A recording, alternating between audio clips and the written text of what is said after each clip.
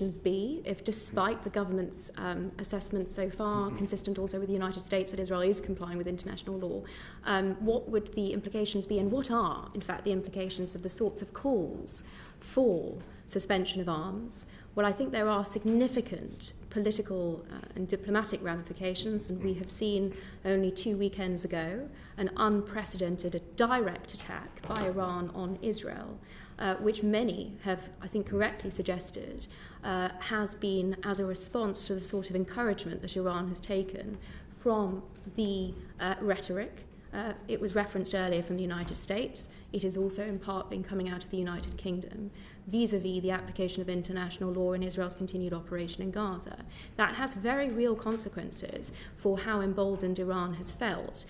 When we bear in mind that its operations so far have been through its proxies, Hamas, Hezbollah, the Houthis in Yemen, and also from proxies in Syria and Iraq, the significant development that we saw of a direct strike against Israel in that fashion is very relevant, and the consequences of the sort of uninformed, unfortunately, debate and calls for suspension of arms, despite those criteria having on no account been met, have very dangerous consequences, I would suggest, also for the UK as a result also.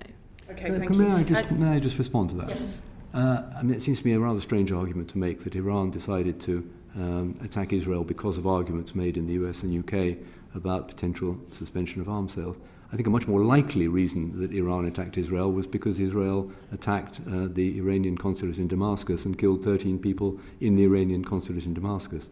If it hadn't done that, I don't think Iran would have attacked Israel. Well, I think it's Okay, very... forgive me. I didn't want to start a political argument. I was going to talk about trade. I do appreciate that, but the committee has just been told something that I'm afraid is untrue. The committee is perfectly capable of making judgments about the evidence that we receive.